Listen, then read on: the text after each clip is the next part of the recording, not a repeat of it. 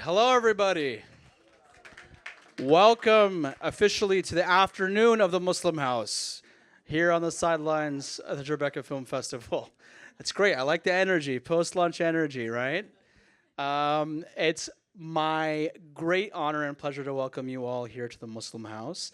The Muslim House is open to everybody, no matter your background, your beliefs, your faith. Just know that when you leave, you all will leave as Muslims. Just kidding, just kidding. You're already in New York City, so you already are kind of Muslim in a little bit. Um, as Sue said, my name is Zeki Barzinji. I am the director of the Building Bridges program at the Doris Duke Foundation. The Building Bridges program focuses on uh, supporting, amplifying, and protecting the Muslim storytelling ecosystem. Thanks. And in particular, ensuring that our stories continue to be heard, even in the face of some of the most major challenges these days than we've ever seen before. Um, one, when you look at sort of the ecosystem right now, there are a number of what I would say are existential threats to our ability as a community to get our stories out there. One of the biggest ones is the changes in media consumption habits. People are getting their stories in very different ways in just over the last year or so. The way you encounter comedy is so different now than it was even just a year ago. I know most of the comedians that I have gotten to know have been through my Instagram feed. And so it is very important and necessary and urgent that we understand how the storytelling ecosystem for our communities can and must adapt and change to how people are encountering and consuming these stories. Another existential threat is the emergence of artificial intelligence and new technologies. If you're in this room and you know anything about Muslim stories, you know that for decades, representation of Muslim communities and our stories in mainstream media has been racist. It's been incomplete. It's been stereotypical. It's been trope based. And now, if you look at those past few decades of misrepresentation of not just Muslim communities, but so many other minority communities, all of those decades of misrepresentation has now become the data that AI and emerging technologies are trained on. And so if you ask ChatGPT to generate, and this is something that I've done in my own free time, I encourage you all to do this. If you ask ChatGPT to generate an image of Muslims praying, for example, you'll get a very innocuous looking image of what to somebody who's not Muslim might be like, oh, that's great. That's Muslims praying. I can share this with my kids, with my students. But if you're a Muslim, you look at it and say, like, this is so messed up. This is not how Muslims pray. And there's a through line there. And this is something that in a much larger session someday I'd like to bring into light. But if you look at the misrepresentation of how Muslims pray, just take this one very specific thing. Look at how Muslims have been depicted in prayer in films in Hollywood for the last 30, 40 years. You'll see it's the exact same wrong misrepresentation in the generation of content through AI and new emerging technologies. So it's very important, if we're going to protect the authenticity of our stories, that we directly grapple with these new and emerging technologies and we take hold of our own narratives and ensure that these new technologies are not built without our presence and our inclusion. Last, it is perhaps the understatement of the century to say that we are in a time in which the climate of fear, ignorance, and intolerance towards not just our communities, but so many other communities is at a fever pitch. And it is so important now more than ever that we ensure that we are reaching new audiences, even if those audiences have been preconditioned to reject our stories. That must be our number one goal. I think it's very interesting that we have been talking a lot these days about the 250th anniversary of this country. And, I've been asked about that, and people have said, like, isn't it so cool that Muslim stories are now becoming part of the American history? And my response has always been, For every one of the last 250 years, our stories have been a part of America's story. Muslims have been a part of this history, of this nation's history, since before the country was founded. It was labor, Muslim labor, that built this country. And in many cases, as many of you know, forced labor, forced migration, slavery. These are not just stories of our country, they're also Muslim stories. And so for anybody to tell you that Muslim stories are not a part of the fabric of this nation, it's just patently false. And it is our duty, it's our responsibility as foundations, as filmmakers, as artists, to ensure that our stories are not just told, are not just shared, not just amplified, but asserted. Because we are as part of this nation's fabric as any other community. And no one gets to tell us that our stories don't matter and don't belong here. So, it is in that spirit that I am so excited to be with all of you and to move us forward with this program. And we have such an exciting session coming up now. And it's one that's focused on this exact idea and this exact question of how do we get our community stories from the conception phase, from within the authentic circles that we come from, how do we get it from those places of security and safety out into the world? How do we take our stories from our communities and our ideas and our thoughts into a main stage? And we're going to hear from filmmakers, we're going to hear from professionals, and I hope that all of you will kind of take this same spirit of we're all in this together. It's not just about the storytellers, it's about the entire storytelling ecosystem. All of us have a part to play in ensuring and protecting our stories will not just thrive and survive, but also continue to reach new audiences from now and generations into the future. So, without further ado, I'm going to introduce your moderator for the next session, Nazia Chandiwala, who is a business affairs executive for William Morris Endeavor. Nazia is an entertainment lawyer at WME, which, if you don't know, is one of the biggest talent agencies in the country and in the world. Nazia represents individuals and production companies across non-scripted television, digital media, documentaries, broadcasting, and comedy. Nazia negotiates a wide range of deals and agreements for on-camera talent, hosts, directors, producers, and showrunners, news correspondents, podcasters, comedians, social media influencers, YouTube creators, underlying rights holders, and production companies. So, everybody. Her work spans across all stages of development, production, distribution, and licensing and syndication. Please, everybody, join me in welcoming Nazia Chandiwala. Hi, everyone. I'd just like to start off by thanking everyone for joining us today, and I hope you guys had a wonderful lunch. As Zaki beautifully said, the panel today is about how to get films by Muslim filmmakers and producers into the film festival circuit. And today we have a wonderful panel of independent filmmakers and producers across a multitude of projects, feature films, documentaries, short films, and animation films, just to list a few of them. And I'd love to have all of you come up. And before we dive in, let's have you all come up and introduce yourselves. We have Amr Lokana, we have Jamai, and we have Bilal Sami.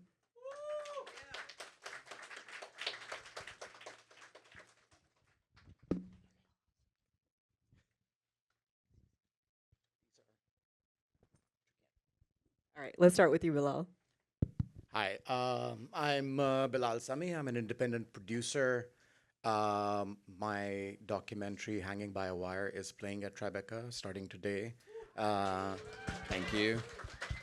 We premiered at Sundance this year, and since then we've had a little run with our festival appearances, and it's going to be distributed later in the year. Before this, I was on the David Blaine documentary series for Disney. I've produced fiction and documentary for the last 20 years. I started off as a child actor who then started a production company and started making stuff. So, for better or worse, this is what I do. I don't think I have any other skill sets anymore. So, yeah. Hello, Assalamu alaikum, everyone. My name is Jamai Yusuf. I'm a writer, director, and producer. I'm Nigerian. I was born in Nigeria and immigrated to the US, born and raised Muslim. So I'm very passionate about telling the stories of underrepresented characters. I directed an animated short film called Nate and John that premiered at Tribeca in 2024. Had a great festival run and actually won the Gold House Cultural Impact Award at the American Pavilion for Emerging Filmmaker Showcase at Cannes. Thank you. And we were nominated for an NAACP Image Award. And I have lots of other projects in development, including an animated series called Layla and the Starship Afrotopia, which got me into the MPAC Hollywood Black Muslim Television Writers Lab, and some of my alum are here in the audience as well. And on the live action side, I'm trying to make my first feature film. It's a horror film called Coco Doll, and we just announced our lead actress, Grace Dua, who's New York based, and she was in the Gossip Girl reboot, and some other partners like Zoic Studios, who will be doing our VFX, and I just found out they did the VFX for Backrooms, which is crazy. And we have a sales agent, Fear Folks, who's based in Thailand, and with their company, their sister company, Benetone, we will actually be filming in Thailand. So yeah, that's a little bit of what I've been up to. Hi, Amar Lohana. My family's from Pakistan. I'm the first member of my family to be born in America. Grew up in New Jersey, and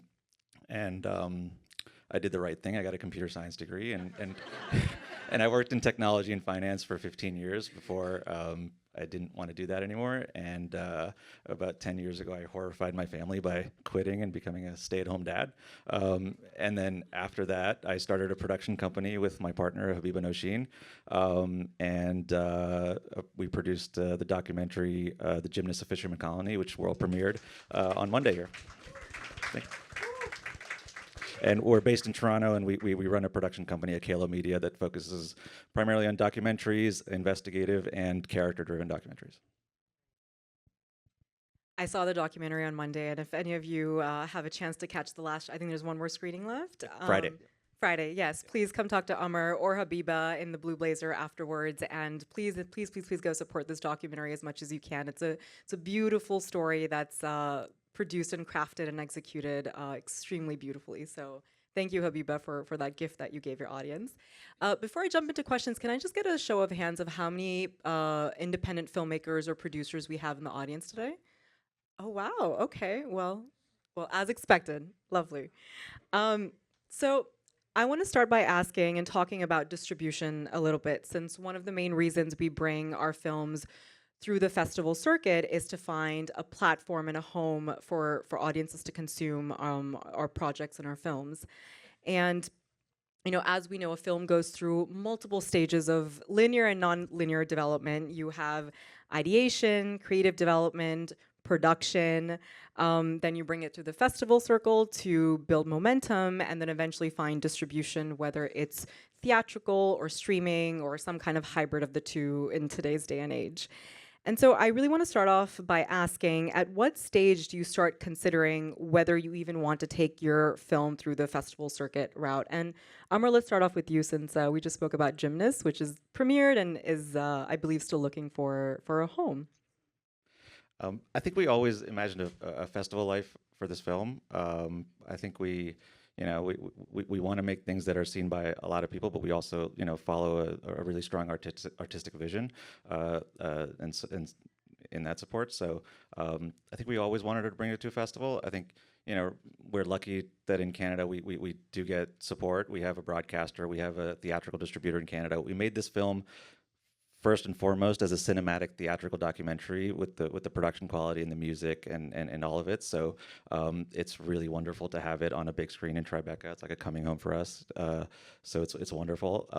Looking forward to distribution, yeah, it's tricky because distribution is a space that's been disrupted significantly by viewing habits and technology, of course, and so. I think we're having a lot of good conversations. I think one of the things that you realize is that these big sales agents and distributors, like, they can only really look back at the data that they have. They can't really look at, and so when they look at our film, it's a very unique film. It's told authentically, cinematically, high production value, but it's it's very, it sort of has a lot of nuance to it, and it has a lot of, and I'm not sure that they really know quite what, that an wide audience is really going to respond to it. I think the note what we've seen in the screening so far is that people are responding to it a lot, but it's also a thing that, South Asian Muslim audiences are not used to going to theaters, and especially coming to Tribeca and paying $35 for a ticket to see, a film. I think we were really heartened by the fact that, there was a woman that came on Tuesday and said she's bringing her kids on Friday. Not a filmmaker, just a person outside of the industry. So I think we can see this sort of breaking out of traditional, audiences that come to festivals and come to screenings. And so I think we know that as part of the distribution strategy, we felt a lot of love and support coming from the community, but we also have to take the film out to the community to build that support and prove to, the powers that be that this one can be commercially viable. So on that point, can you, just to build off of that, and this is for the rest of you as well, like what is the strategy when you do decide that this is a festival circuit film, like you just said, what's the strategy behind on where to apply? I mean, I think Tribeca is it's a hometown festival for us. We definitely saw Tribeca as a big place. You certainly, so this was one that was, so the first one we were looking for. So we're really lucky to be here. But I think, you cast a wide net. I think after Tribeca, I think we're really, we've been reached out to by so many festivals that are looking for, South Asian Muslim stories, but also sports stories, women's stories, those kinds of things. So I think there's a lot of those sort of niche festivals that speak to that community directly. So those are definitely. There's a fly on me. Jeez. We have a visiting guest. Yeah. So yeah, I think we're really looking forward to taking it out to those more niche festivals as well. I think the other thing you have to think about these days is also, even if you're not going to get a distributor, it is a very good way to start generating an audience, at a wide sort of level, and that becomes one of the ways that other people can take notice of whatever you're making. And we're also not thinking in terms of just the U.S. The some films might actually have audience beyond the US, and that becomes a very good reason to take it out to international film festivals, because you might be able to get niche distribution in other markets for your movie where your film or your subject matter might resonate more than here. So it's one way of definitely sort of diversifying and increasing your audience for the movie. And increasingly, as distribution is changing, it's also a place to show your movie to critics, to like audiences, to get that word of mouth going, because even if you're not guaranteed that somebody's going to pick it up, you will still get some sort of traction, which is important these days, because that's part of the thing that distributors will look for. So that has multiple purposes. This is why you see television showcases. Those things don't need distribution necessarily, but they will put them out there because that's how critics will see it, or it'll get some sort of validation because it was at Tribeca or a big name festival. So, the festival circuit is not just for this. There's many things, and Tribeca amazingly is diversifying and actually, adding even more things. Like, there's creators that are part of it. There's technology that's part of it. There's animation. There's a whole lot of other sort of, synergies that you can sort of think about and be part of, that you would not otherwise if you were just siloed inside your film only, or like that specific film world that you've been living in. And Hanging by the Wire premiered at Sundance earlier this year. It was a big talk within WME.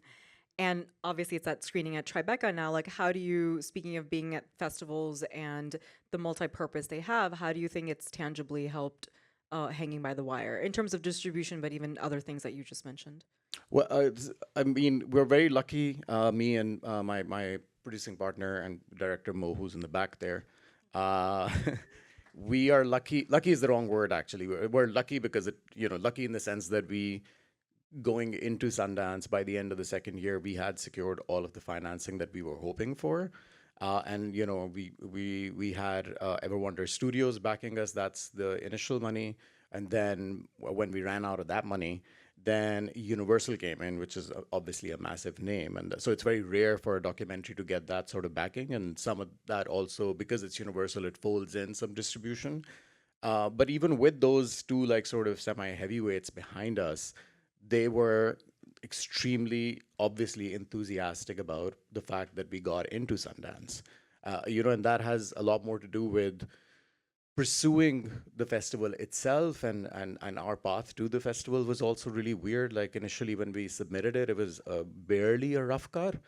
And because I think of just how unique the film is and just how what an anomaly the footage that we have is, they were excited and they were open to let us sort of come in without even a finished film, which happens sometimes. It's rare. But that also meant that we had to really like speed up our post production to get it in there. But all this to say that, just because you have big distributors did not so in fact it sort of like obligated us to get it to that sort of platform, that prestige platform, because it mattered not just to us but to our distributors to have it there, because having it at places like Tribeca, like Sundance, gives the film a certain profile, which obviously means that it'll be seen by more people, it'll get some buzz, it will help them recover their money, because it is a business at the end of the day. They're not investing in this because they like us. They're investing in this because it's a business and they want the movie to pay back. And that, I think that's really important to keep it in the back of our minds these days, especially with the way film is changing these days. That you know we're making it, so by virtue of that, it is a Muslim film and it's a South Asian film and all that, but it's a business at the end of the day.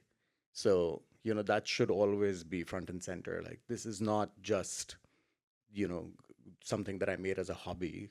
This is a product. It needs to check a certain amount of boxes for me to even expect somebody to invest money in it. Thank you. And I can talk a little bit about the short film side of things. There's not a ton of distribution for short films, but there are some. And I do think, as you said, the distribution is being very disrupted, that more and more distributors pop up every day. But so for my short film, Nate and John, we actually did get distribution in the sense that we're on YouTube on Amuleto, which is a YouTube channel with, I think, like 4 million plus subscribers. And that was interesting because I believe my producers just submitted the short directly to them.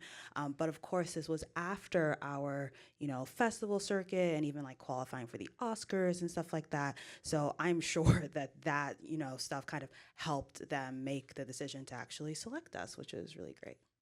Yeah. And actually, speaking of Nate and John, Jemai, one thing I wanted to understand is, as you spoke about in your introduction, your debut comedy horror feature film, Coco Dolls, is going into production, I believe, in Q4 of later this year, in Q4 Inshallah, of this, inshallah. inshallah. And I know that film has been in development for a while. I think you finished the script around 2021, 2022. You went to TIFF and launched into international buyers, I think, around 2024. You had these co-producing partners that you just mentioned that came on board, and now finally it's in production. And versus Nate and John, your short film that you just spoke about, like you said, you submitted it on Film Freeway, and it ended up winning plenty of accolades and awards and nominations. Does your strategy on film festival submission then change based on the type of project you're working on? Yeah, I mean, actually, all of my experience so far has been with the short film world. And in that regard, I mean, the strategy really is casting a wide net, like looking through Film Freeway and all of the different festivals that are out there. So for Nate and John, we had like this running spreadsheet of everywhere we wanted to apply to. And you really have to tailor your festival strategy for the film you have. So, for example, Nate and John being an animated short, suddenly there's all these festivals in like Europe that maybe you've never heard of that are very focused and prestigious in the animated world, for example. So yeah, that really was just putting a list together and submitting. We didn't have any relationships with anybody anywhere. We really just submitted blindly, and alhamdulillah, we were accepted.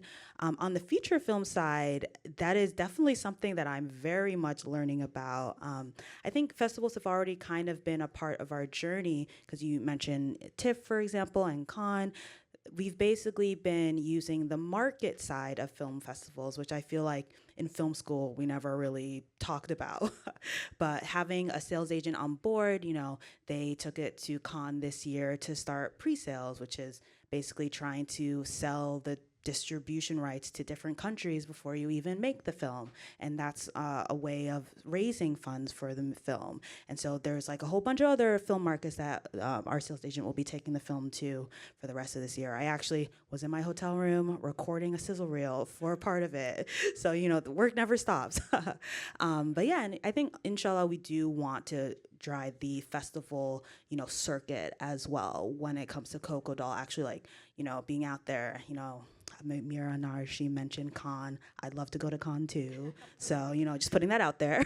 But yeah. Thank you so much for that, Jamai. Bilal, this is for both of you. Both of you have donned multiple hats. Bilal, you've written, directed, and produced so many of your own respective projects, whether it was, again, documentaries or feature films. Are you considering how festivals will accept and perceive your films when you're in the earlier writing direction or production phases, like in the earlier just creative development side of things?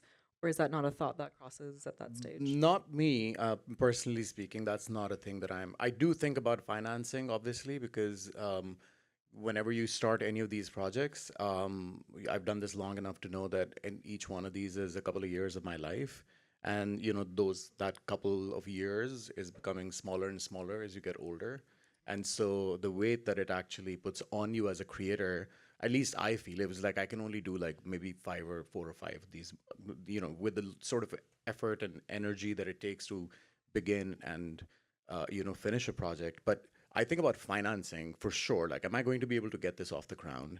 Am I going to be able to get people to believe in it? And if not, then why not? And what can I do to actually get this thing there if it matters enough to me? And if not, I'm very, very personally a super sort of almost ruthless with myself, which is that if I feel like that's not going to be, or it's going to be a super heavy lift and it matters to me but not enough, I will switch to a different project because I just like, there's just not enough time in the world. Things are changing so quickly in this field as well that it has to check a bunch of boxes. Festivals obviously will become part of the process of a project's a larger sort of circle, but I'm not thinking of it when I'm writing it or developing it as a documentary project or as a fiction project, or I'll get it there. But obviously, if it's gotten off the ground, if I come up with financing, if I know that it's going to be a thing, then early on, depending on the project, one would think about like, wait, can this go there? Should I talk to this person? Maybe it'll be a good thing. Maybe they'll come on board early. Maybe they'll believe in it. So for me, at least, it doesn't really work. This fly seems to just goes to where the mic is. I think it's the grays and the blues that's attracting him. Go for it, Jamai. Yeah, and I mean, I would agree. I'm not necessarily thinking about specific festivals when writing something, but I am thinking about the audience and does this feel like a commercial film? I'm really passionate about genres like sci-fi, horror, and fantasy, and like I want people to actually want to see my movies, So I'm definitely thinking about it from that perspective as opposed to, making something as a hobby or something like that. And I guess in a way that is kind of connected to festivals because I'm the type of filmmaker which I would love everything to go through a festival, though I know there's definitely people who want to like put stuff out there on their own, for example, which is definitely valid. But yeah, I'm a festival girly for sure. Yeah. And we'll come to that point in a bit, in a moment. Just to build off of what you two were saying, and this is a question for all of you guys. We spoke a little bit about what the strategy is. Can you talk a little bit about when you start thinking about the festival circuit strategy? Like, when does that come into play in this entire process? Like, Bilal, you touched a little bit on, no, initially it's about the creative and just what kind of stakeholders you can get on board in financing. But when do we start considering when and how to take the film to the festival circuit? I mean, you have to start thinking about it as early as you can, right? And I think, certainly on a feature film side, it's very rare for somebody just to like make a feature film in their bedroom alone, whatever, with their friends and submit it to a big festival. I know it happens. It definitely happens. Unless you're a high schooler doing it for exactly, fun. it happens. But like building the partnerships and getting the support, like whether it's your financiers, partners. I mean, for us, we were lucky that Chicken and Egg, one of our partners, brought us to, and the Canadian consulate actually brought us to New York for Doc NYC last year to present the project. It's really about being in the conversation. You don't want the first time the festival hears about you is when you hit the submit link on, like, that's it's a very big, it's got to be real. Like, you want to get past that first screener and get to the programmer, right? And you want them to know your name.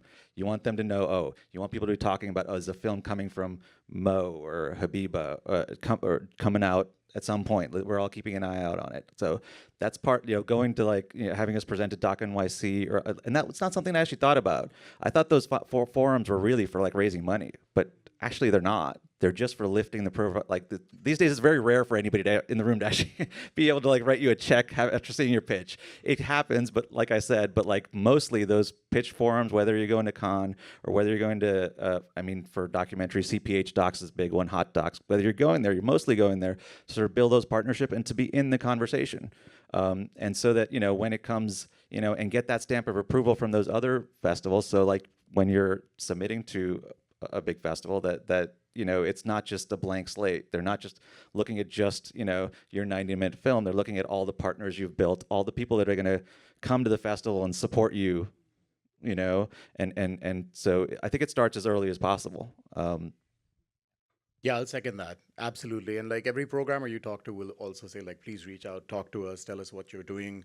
Especially if you have like talent attached that has done work before, they would want some sort of information on that. That carries a lot of weight.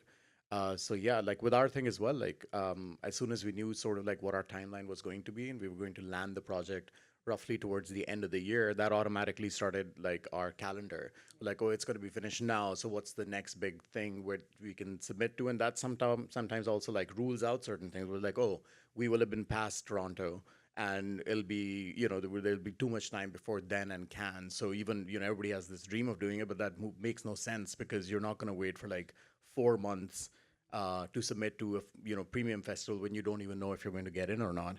And with the reality is with some of the brand name big festivals, they will only want a world premiere. So that basically means anything before that you cannot say yes to. So the timeline of the project, when it lands, when it's supposed to go out there, what the priorities of your partners are as well. Where do they want to see it? Do they see it as a mainstream thing or something that's very doc focused or very a fiction, animation?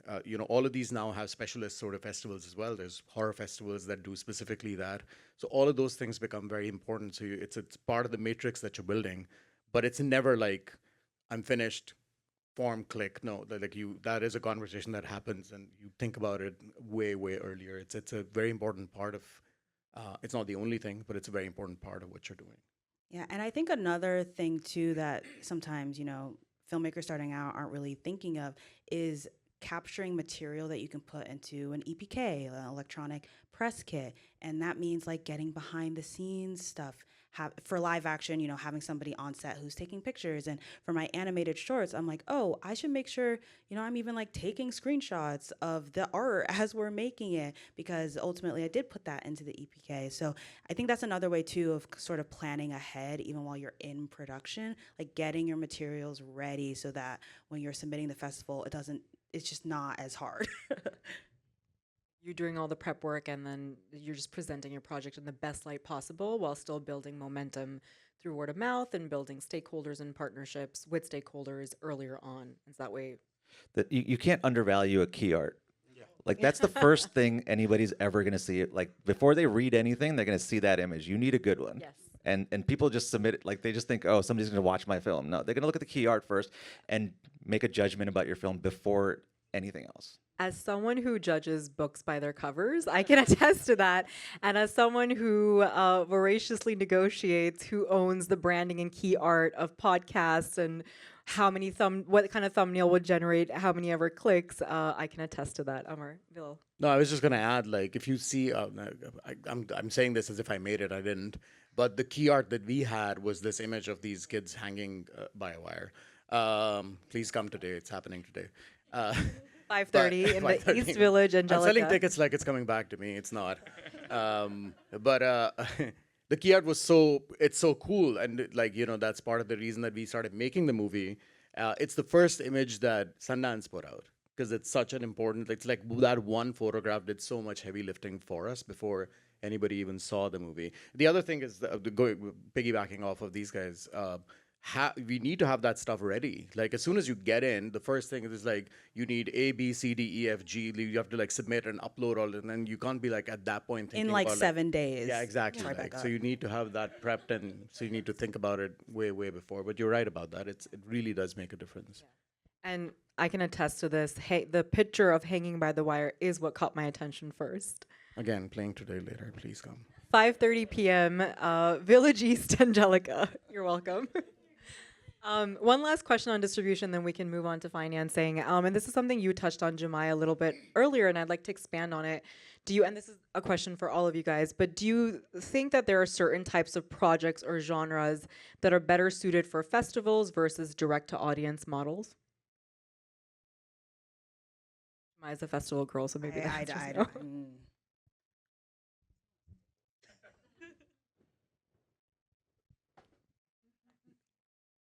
Uh, Should I re-ask? yeah, sure. If you don't, please.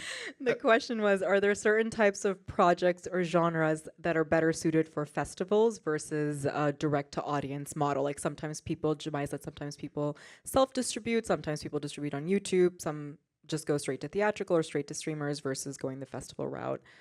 Does that change depending on the project or genre you're working on? Well, I think if you're going to self distribute something, I feel like you already need to have a built in audience, especially like YouTube having like a huge, you already have a huge following, for example. And I think getting into a festival is a way of like kind of launching yourself and your film if you don't already have that audience for you. And those laurels, they do mean a lot, and they do help even to get, people off the street to want to watch your movie. So I think that's something I would consider. Like, do you kind of have that built-in audience already that you don't maybe need the festivals, or is it something where that festival lore will really make an impact? I think that really feeds into sort of the creator economy. I think we were like, I mean, when I think about like the 90s, early aughts, like whatever documentary HBO was doing was driving the conversation. It didn't matter. You had to watch it. Like that was what was. Now it's like it's more about like with the everybody wants to be connected to the creator, not necessarily the decision maker or the taste maker or the brand. They want to be connected to the creator.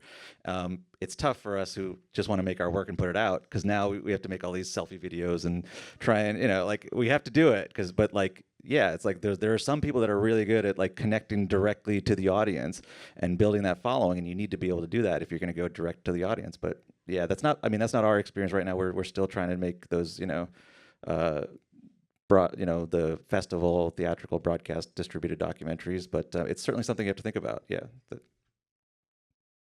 Now, moving on a little bit from this, apart from distribution, financing is another key component of getting your film made and making it to the festivals. And I know, Bilal, you touched on this a little bit. And I view distribution is tied to financing. They're two sides of the same coin. And so what kind of financing has helped you guys facilitate your independent films? And how do you think festivals play a role in raising money for your films? I mean, we were very lucky again I'm just talking about the last one, which is Hanging by a Wire. We were initially supported but after we did some of the money that we put in ourselves to like just get things off the ground. We were supported by Concordia with the filmmakers grant for Mo, and that really gave us the initial. And we're talking documentary, so it's a different thing for that versus fiction. But within the documentary, we had enough initial funds to start filming. And like putting a body to whatever this concept was, and as you start making it, people can see it, and the chances of getting money become bigger and higher because people can actually see what your conceptual idea is. So those exist. We all know where the grants are. There's like a whole world of where that sort of financing exists. We're sitting at a forum which also supports filmmakers in that way. So those things they're incredibly important for like ideas that are not directly commissioned, because that's the other route that you can go, which is like come up with something and then try and sell it directly to some sort of either a streaming platform, bigger, smaller, YouTube, whatever. There's many of those, but it's not easy. Like you're not the only genius who's thought of like doing that. And you're competing with like if you're thinking going to Netflix, it's you versus Meera Nair. So I don't know which one they're gonna do. So the chances of you doing it are, as you sort of do this more and more and more, obviously they become higher because they trust your artistic voice. They see your body of work. That counts for a lot. And then some of it is just like idea, luck. You know, if you have the right, or you found some weird, insane archive, you know, something like that. There has to be a selling point that a distributor would really buy in somewhere or the other, or you have a celebrity attached. Like that's, you know, there's like the few, like the three sort of like pillars these days are like, if it's plucked out of the headlines, or it's true crime, or it's a celebrity thing. Everything else is a struggle. So you have to have like, I think I've digressed a lot, but I think you have to be thinking about all of these sort of like channels, like financing, whichever way you can get is king. It's the only way to make things. You know, I'm stating the obvious, obviously. What kind of financing has helped you? Has it been like a combination of crowdfunding, equity, independent financing, tax rebates, co-productions? Like I think getting a better sense of what kind of money helps to make indie films, or is most All of it counts. I think the only thing that we haven't tried, or I haven't in a very long time, is crowdfunding, which feels like, again, a very courageous thing to do. It's a heavy lift to convince many people to do it, but all of the others count. Like all of that equity, going to people who are sort of like angel investors and might invest in your movie for either equity or a return, or if they're doing a non-recoupable grant, then they get like an executive credit, etc. You have to build out this bouquet of like things that they're going to go back to either the distributor or people who are putting money into your thing. And you kind of have to learn. It's very strange. It's like a hidden sort of world that most people are removed from. So you kind of only learn it once you're in it. But it's a mix of all of that. You have to like consider all of it. Like, oh, this person or like this organization or this distributor will look for this. So we have to come up with, creating a mechanism where they can fit into this vision that we have of making something. Yeah. how do festivals help with raising that kind of money? Is it what Amar was saying earlier, which when you start the conversation early on, this is one leg of that conversation, or are there Absolutely. other ways? Absolutely, absolutely. Yeah, that's how the festivals run. And that's where, I mean, the traditional model has been, that's where you will run into distributors and they will come in droves to actually see a million movies. And if yours stands out in some way, you have a chance, even if you're not a big name. But if it gets that kind of reaction, that's the place that they will actually take a chance, see 40 movies, and yours might be one of them. And if it's good enough, they might take a chance on you. So it really does count, because how else are they going to see it? I mean, I think for us, we're lucky to get still have a pretty robust public funding model in Canada that actually gives independent producers creative control, which is wonderful. So we're still fighting to keep it right now against but we also get a lot of support from foundations as well. I mean, Chicken and Egg was a big supporter. They support women and gender expansive filmmakers, and so we got a very early research grant before we shot anything from them. And then I think one of the things I would say is keep your funders happy. Keep them happy. Don't just take like you hear from so many people, they get the check and the funders never hear from them until like, I don't know, the premiere or whatever. Maybe they have been such supporters. We keep them updated on the project. They keep us apprised of opportunities. When we're applying to a festival, they're like, okay, here's our list of Chicken and Egg films that we're doing. Habiba was also a Firelight Fellow earlier. They're always sending, hey, they send out an email, who's submitting. But you have to keep them happy. You have to keep them updated.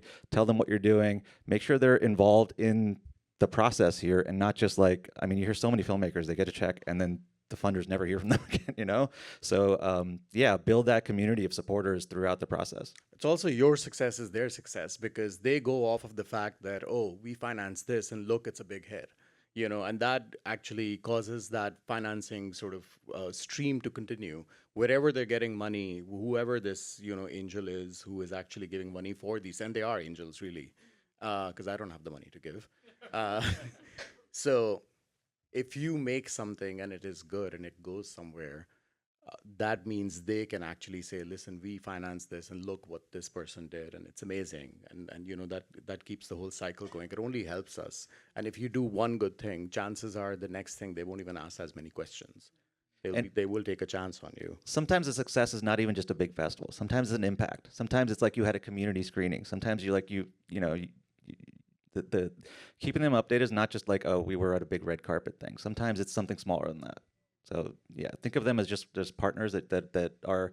I mean, when you have somebody who's like aligned with your principles and wants to, they just want to be along with the process. I'm sure that also ensures like repeat partnership, even if it doesn't see commercial or financial success on one project, they'd still want to take a chance on your work with you again because of that interpersonal equation that you've developed with them. It's and keeping repeat, them but it's abreast. also a small world. They all talk to each other. They're all Yes, like, that's true. that person was difficult to work with, or they didn't, like Yeah. people. So you want to make sure that your partners are real partners and not just, oh, take the money and run. Yeah, I think your reputation is the true currency and equity that you can have more than anything. Jemai?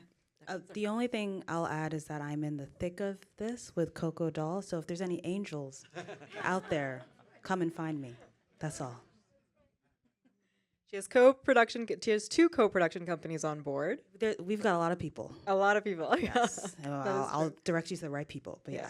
I think on that point, like how did launching at TIFF last year to find international buyers, and I believe it was with these same co-production partners even then, like how did that help you in this process, financially speaking? Well, I will say indie filmmaking, and this is narrative, I'm not talking about documentary. It is a very long process, as you mentioned. And basically, I've been like adding pieces of the puzzle, like slowly, slowly, slowly. And yeah, so I have 3 producers who are attached, starting with Jonathan Unger, who was the first person who came onto the project 'cause I was sitting next to him at Comic-Con. And then we were in a horror panel, and then I was like, "Hey, can I send you my script?" And here we are. And we went through the strikes together and everything, so it took a minute. And then I was part of the Sundance Disney Muslim Artist Fellowship. Shout out Sundance. And there I met with Jake Casey, a producer with a company called The Daisy Phase. His film Hollow Warrior just premiered yesterday here at Tribeca, I believe. And it was when he came on board that he went to TIFF. And then fast forward another year, we were at Cannes and we met Stephen Adams from Alta Global Media. And so you see, it's just like adding people little by little, and we're just keep going. And then again, inshallah, end of this year, inshallah. So Before we move on, like how does we're at Tribeca, and when I was looking up a lot of the programming and what I would like to watch, on the bottom when they've listed credits, one of the things that they've emphasized is who the sales agent is for these films, whether it's domestic, international. A lot of times it's the same company or same party for both domestic and international. So in the whole financing realm of things, like can you touch a little bit upon where does the sales agent piece of this comes in? And it sounds like a little bit of a chicken and egg situation of what comes first. This whole process just sounds non-linear, but if you could just touch a little bit on the sales agent component of your projects for the audience. yeah, so our most sort of recent addition to this pie has been our sales agents, a company called Fear Folks, which is based out of Thailand. And that's just been such a amazing experience so far. Like I mentioned, our specific sales agent, his name is Hans. He took the project to Cannes this year, and I remember scrolling through Instagram and then seeing a picture of him and our poster behind him, and I was like, we were there, we were really there. And so that's just been pretty important in terms of trying to get pre-sales, which again is part of the way of financing. Pre-sales, private equity, tax credits. Part of us going to film in Thailand, they have a tax rebate system, for example, and we actually wouldn't have made that decision if it wasn't for our sales agent. So I feel like it's been such a learning process for me as a writer and director to see who all these people are, what all these titles mean, but really everyone is just trying to make the film happen. And I definitely will take help from wherever I can get it. So I'm so happy to have all these people, involved. Switching gears a little bit, there's the festival itself that we've been talking about, but there's also a lot of parallel programming and ancillary events that take place during these festivals. For example, impact labs or producer labs, directors roundtables. I know MPAC and Muslim House does a lot of that as well. And a lot of these ancillary events help you to meet your peer groups, find stakeholders, incubate projects like we've been talking about this whole conversation, and just learn how either financing works or what other creative stories are being told domestically, internationally. What kind of programming at festivals have helped you guys take your films forward? And what kind of roadblocks or challenges have you faced in terms of getting access to these events, if any, or if at all? Yeah, I mean, for our project, we brought it to Doc NYC as part of the official Chicken and Egg Showcase program, as well as we took it to RIDM, which is a festival in Montreal, for a new project that we're working on with director Laurie Townsend. We just pitched it to the Hot Docs Forum. So I mean, these sort of programs are wonderful to just introduce your project to the world, and it honestly just makes the project better because you pitch it and you get feedback and you talk to people and it just makes the whole thing better. These festivals also then become other partners. They want to see, Hot Docs wants to see the projects that are at the forum go on to big things, and so their industry team is now another partner that you can call and be like, hey, you have any ideas, or can we have a meeting? Any thoughts? And so, yeah, I think it's just a matter of picking up those partners, but also the people in the room are, you got to be in conversation and they can, whether they're programmers or whether they're funders or sales agents, they're all talking to each other and talking about what films they're excited about. And so, if the connection in the room can't lead to funding, that they might introduce you to somebody who might, but it's all, I think it's something I actually didn't think about beforehand, that, it is expensive to go to these places, especially if it's not your hometown, to travel there. They are hard to get into. They get 1,000 pitches and they pick like 10 or 20. But, we just keep putting in applications, then forget about them. And then we're surprised when it comes in, oh, great, forgot about that one. So you just keep going, yeah. I mean, one thing is that you have to recognize that if you're in this business, these things take time. Like these projects need to have a life, and you have to have the patience to be able to do that. Where you will initiate and go through this process once to try and get things into a festival at that forum, and then it's going to get production, and then so you have to have that stamina to keep going with something.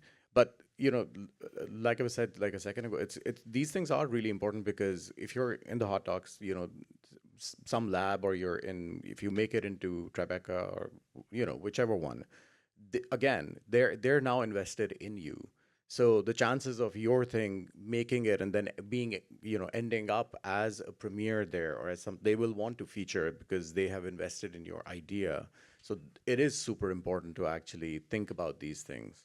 And like I said, I was also not expecting to like think about them, but as soon as you get into the cycle of doing it, we didn't do it for this last movie, but generally speaking, if you can get yourself into one of those rooms, it really does help. It builds community. You'll find other filmmakers. They will invest in the life of your movie, and if not that, then maybe in the life of your awards run. There's many other things that are become important in the filmmaking cycle, where it will actually ultimately feed into some aspect of the movie being a success, even if it's not just necessarily financing or distribution. And on that note, have you guys faced any challenges in getting your films considered for or entered into either these festivals, or either any kind of programming, like parallel programming that these festivals are doing? Maybe not now, maybe earlier on. And, how did you overcome those kinds of challenges? I mean, I think they're all very competitive, so they're all difficult to get into. Everything Yeah. is a challenge. I don't know. Yeah, I don't know. It's you just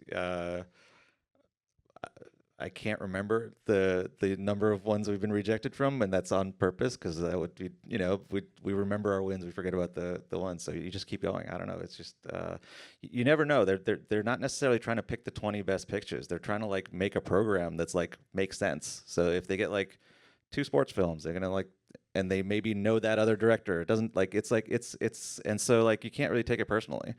You just you put yourself you have to keep putting yourself out there, and honestly, even if you don't get into these programs, like even just showing up to the markets is important. Supporting other filmmakers, being in conversation, that can be important too. Like I said, also this is very expensive to go to festivals and buy a pass and stuff like that. But I locally I go to TIFF and Hot Docs every year. Even if I don't have a film, we try to come to Tribeca and DACA NYC as well because it's nearby. We just went to CPH, which is a wonderful documentary festival. Copenhagen Documentary Festival. Yeah, yes. so like I mean, even if you don't have something, like I think just being there, and in conversation and meeting people is good. Oh yeah, plus one just going places. I do that so much. I made a last minute decision to go to the American film market, like just showed up like the day before. And I do think, when you're just there, you're able to meet people. Like you were saying, you can see other films, support other filmmakers. You never know who you'll run into. So I think don't let the rejections kind of get to you. And I definitely support just going to the festivals. Well, as Mira and I said this morning, make rejection your best friend. So I will live by those words. We've been friends for a while. Yeah. Well, you'll find acceptance with me, Bilal. So hopefully you can sleep better tonight. I know we have a little time left before we open it up to audience Q&A. I want to end one last question to ask you guys is, the industry right now is going through severe consolidation. As producers, which all of you are in some capacity, your job is to sell, but the buyers in the marketplace are shrinking. And I believe one of the areas of the industry that's getting impacted the most is independent filmmaking. And we spoke about some of those challenges earlier in the conversation right now. How do you think this consolidation will, hopefully it's just a trend, but how do you think this consolidation will impact your businesses now and moving forward? I think, I'm going to take this and be optimistic because there's honestly been so many people laid off that there's enough people to just make a new studio, you know? And it's honestly inspiring. I mean, I just feel like the indie film world, like we're just actually going to thrive because the people want to watch movies and they want to see original ideas. So as long as we can get a little bit of money to make something happen, I do think it's easier than ever to actually like find an audience and get something out there. Yeah, I wouldn't actually say it's consolidated. It's more fractured and disrupted. So all the old systems of getting things done are you know are being challenged. But there's films coming out all the time. They're doing very successful. Consolidation, like through the mergers, and there's fewer buyers in the marketplace don't now instead need of like that. four. There you have one. Well, Jemai doesn't need them, so. I mean, I'll take that, but I mean, we don't need that. It's going to change it significantly, and not to be positive or negative about it, but like this is not the first time this industry is changing. It's changed before. It changed when digital cameras came in. It changed when we went from there's been multiple sort of you know seismic sort of things that have happened before. It's not the first one, but you kind of have to be agile and sort of keep up with what's going on. But having said that, it's such a tricky thing because you kind of assume like the other side knows what they're doing, and so you have to learn their thing, but they don't know what they're doing either. So it's like it's this weird space and time where both things are changing at the same time. And like I think it'll take a minute before like what we're doing right now is the traditional way of doing things. This is what you do. Like you come to festivals, you distribute using the older sort of model. As these things sort of solidify, we will find a new way. There is actual disruption right now, which is just the reality of the world. You have to get used to it and try to make things. People will do the two biggest successful movies right now that have been going on for the last we've all seen they're both like from these new different models that have worked and have raked up more than $100 million individually. And so now I feel like there's going to be this rush for everybody to be like, we need to make a YouTube series so that we can get financing for a TV thing, and then maybe we can be the 20-year-old who can. So like that's going to be the knee-jerk reaction, but for me, that doesn't mean that that's the model that works. For me, that means there are new models that work, and you have to kind of like keep thinking about where can my idea or what I'm trying to do be agile and fit into the way these things are changing now. A combination of staying true to yourself, but also evolving and adapting with the times. Okay, I lied. The last question or last two questions for you guys. We'll make it a rapid fire. You can choose whichever one you want to answer, or you can answer both. My questions to you guys were: what kind of stories do you wish to see more of, or what changes do you hope take place in the industry moving forward, especially for independent filmmaking? Well, since we're at the Muslim house, I can't help but say, stories with Muslim characters and Muslim stories. I'd love to see more of them. And even what I like I said, I like to do genres. It's like fantasy, sci-fi, horror, but that doesn't mean that you can't also, pull your references from disparate cultures and stuff as well. Like I claim Dune as a Muslim movie, okay? So I love to see more stuff like that. The answer to the first one is selfish. My kind of movies, my movies. Can we make those, please? Um, and the other one is what's actually the same thing that I was quoting. Studios and places taking chances on smaller projects rather than $40 million and $70 million movies, which has just happened. Like one of the two movies that made it big was 750K total budget, and the other one was 3 million. If that starts happening again, where studios or financiers believe in the fact that if it's a good thing, and it doesn't necessarily need to have big names attached, it just can go on the strength of the idea. I hope that happens more and more. Like goes back to the model that were in the 70s, which is like it's better to make 100 things and hope that 5 of them hit rather than spend all of your money in one thing and have it be a failure. That sometimes it's just like a tax write-off and nobody sees. I think for me, I just want to see like original stories in any way, however. Yeah.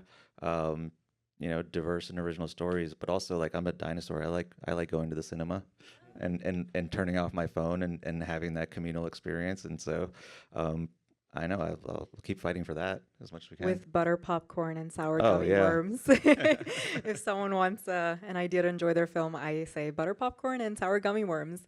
Um, and in case someone's listening, I would say love stories. Someone make more of those. Um, well, in closing, I just want to thank you guys so much for sharing your abundance of knowledge and experience. And hopefully, I know we have many independent filmmakers in the audience today, and I'm sure a lot of them are first-time makers. And I hope this, enlightened you guys with a pathway to your projects. I just want to close by saying that there is this narrative in the media that not much is changing or progressing when it comes to Muslim filmmakers or Muslim stories being represented. And I believe that progress and change comes from persistent action. And tenacity, which has been a theme of our conversation today, tenacity is a form of silent rebellion. And this panel today is both proof and hope that we just need to continue making the projects we want to, having our boots on the ground, and just tenaciously moving forward in the form of all rejections and challenges, and build those partnerships with stakeholders that can help get our films and our stories across the screens. And so thank you guys for playing a part in that. And I look forward to seeing what the next generation of emerging filmmakers will bring to this festival and all the festivals around the world. And with that, let's open it up to audience Q&A. Alrighty. Oops, sorry. Let's start with you. I think there are mics going around. Yes, she's coming around with the mic.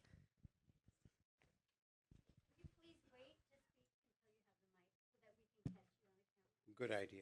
She said, wait till you have a mic to ask the questions so everyone can hear you. So I'm not a filmmaker. I'm a bankster. I worked on Wall Street. First of all, Me too. I have an observation. That fly is colorblind.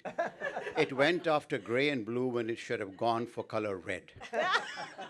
My question is, as you make these wonderful movies, documentaries, how do you balance doing well, meaning make money, versus doing good, something that's really meaningful? How do you toggle the two? Well, I have my own personal criteria for making things. So it either has to mean something to me, or it makes money and I make a living off it, and it jives okay with my moral compass, or it's the people that are making it that I really am excited about. So if it fits one of those 3 criteria, personally, that's what I go for. Like, it has to do one of those 3 things. Otherwise, why am I doing this to myself? And a film is really something that you do to yourself. Yeah, I don't know. I don't know that I have like a formula for it, but I think we're just so fortunate to have so much support for the films that we're making right now, because they all come from our heart and we care about them. I guess for me, it's like do or die. It's like if if I was going to make films that I really didn't believe in for money, I might as well go back to Wall Street. Oh, I thought this was for the documentarians in the room. No. I mean, as a writer director, I'm only going to make things that, align with my morals and that I want to make. And films take so long. So you really have to get ready and spend like 5+ years. So it better be something that you like. That lady over there in the hijab. Hi, my name's Nawal. I'm launching the first ever New York Muslim Film Festival this year. So, as so as you're talking about film festivals, I want to know from the people, what is something you would like to see at a Muslim film festival? Because all these film festivals are not, they're incredible, but they're not catered to us. And one of my main goals is to cater something for us by us. So you guys have been to some really incredible film festivals, and I would love to know what you think. Halal food. Agreed. So serious. I mean, one event I've gone to is Moscars. I think someone just said that in Canada. That's amazing. The whole time I was there, I was like, why do we not have this in the United States? So I would just do whatever they're doing. It was amazing event. Go Canada.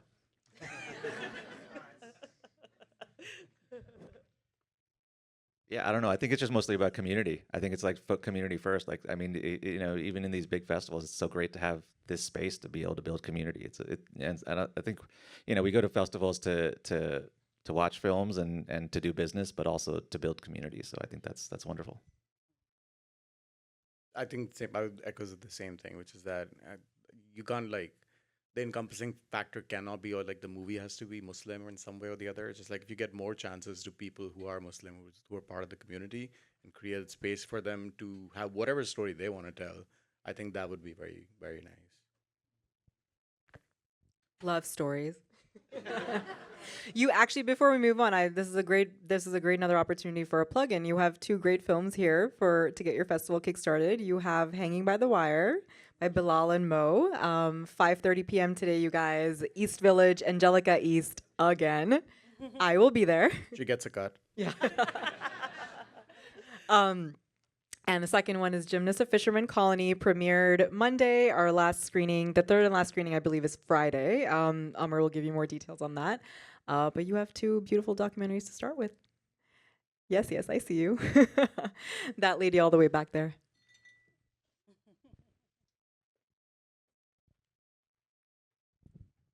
Hi, I'm Shanaz, the other TIFF, Teaneck International Film Festival. And we show films that are really about social justice.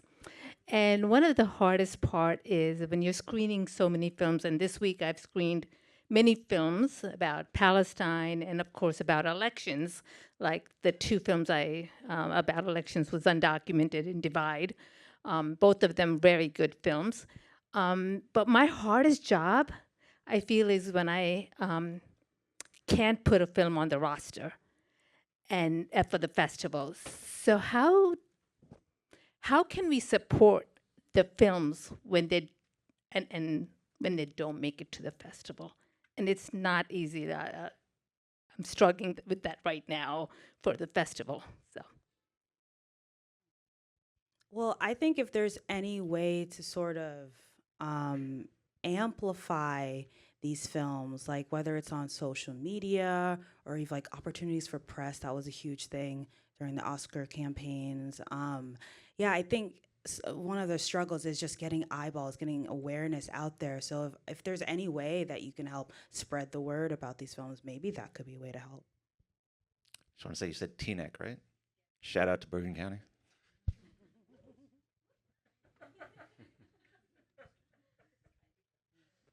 Do we have more questions in the audience? Okay, we have a couple more. This gentleman right here, and then that lady by the curtain in the back afterwards.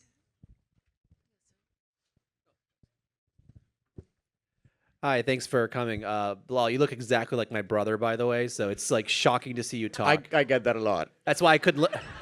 That's why I couldn't listen to you. No, I'm kidding. No, I did. Thank you. Thank you so much for coming. I have a question. So I'm a director, writer, producer. We just finished shooting my first feature. Congratulations. Thank you, and that's why I came here. No, so my question for you guys is, what are some practical steps I can take to help improve my chances into getting some of these festivals, other than just trying to make the best film I can? I mean, I'm not famous. None of my people in the film are famous. I mean, what are some practical steps we can do to improve our Is chances? it narrative, documentary? Yes, it's a drama? narrative, psychological horror.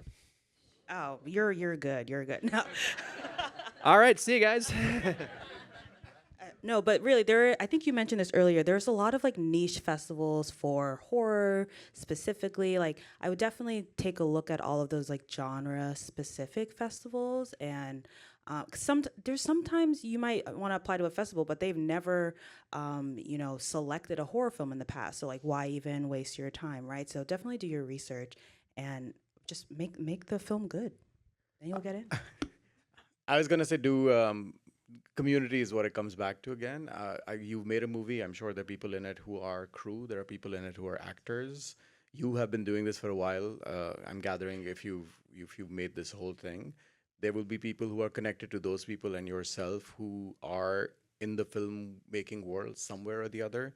Try and get those contacts to get in touch with programmers. Try and get your movie in front of people through some sort of a context. So even if you're not a big name, on the basis of the fact that your relationship or other people's relationship gives you and your work a little bit of credibility, that's the best that you can do right now.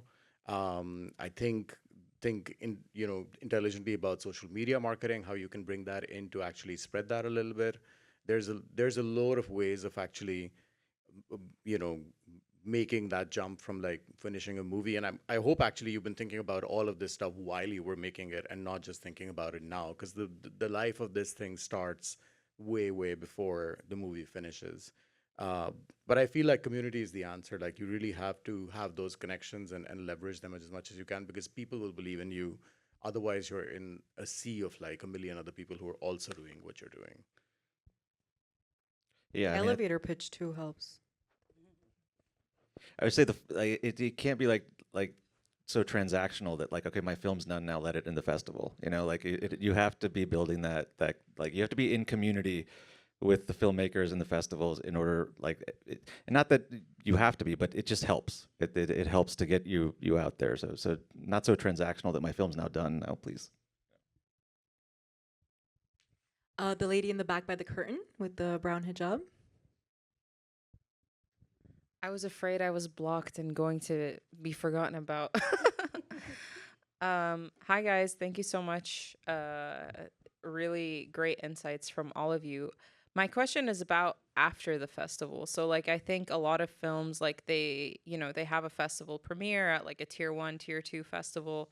But it happens so often. Like, I have a good friend whose like film like won the audience award at a great festival, and like, there was a lot of buzz like in the moment, and then it's like 2 years later the film still doesn't have distribution, and like it's like studios can also be, or like financiers can be precious about like, oh no, we don't want to just like release it, or we need to wait for a great deal. Or I wonder like and I'm sure you have various levels of experience with this, but like, what are some of the, I guess, best practices like after a festival premiere to like make sure that the film reaches its intended audience and like the buzz doesn't sort of like die out?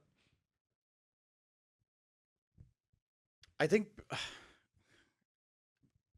you have to be active with it. That's, it's you're like describing the conundrum that every filmmaker has, which is, if you've been lucky enough for it to actually have gotten some traction, you have to fight those fights where where you're the biggest champion of the movie, even beyond your financiers and everyone. It's a rough mix, man. There's no specific answer that any of us have. You will have to fight your studio or your financier if they're being precious, if you feel like something is a place that you should be taking it to. The other thing is, times are kind of rough these days. It's hard to get stuff sold and get out there. So if there are opportunities that are presenting themselves, don't be precious with them, because this is not a time where there's studios looking for us. The other way around. There's lots of stuff that's floating around that is good, that has been made with heart, but is not going to see the light of day, because that's just the environment we're in right now. But I think you have to keep championing. If you give it up, there's no bigger champion for your project than you. And it becomes sometimes like it's almost like a false sort of thing that because where you feel like, oh, since I have financiers or studio or we got into this, the rest will happen by itself. It won't. Like you have to really like take ownership and stick with it and get it to the next stage. And sometimes that takes a few years. Like that's not a new that's not unusual anymore. Yeah, I think it's exactly. It's like you think, I mean, we were working on this film for 4 years, and it feels like we've been running a marathon, and we've only like hit the starting line right now. Like this festival is it's amazing. We have such support. But like getting the film out, this is just the starting line, and it's 4 years, and we're tired, but we have to do it. It's a lot on, like I said, in the creator economy, it's a lot on the creators to push it out. You can't rely on the studios and they're great partners, they can help, but it's really a lot on us to keep it going.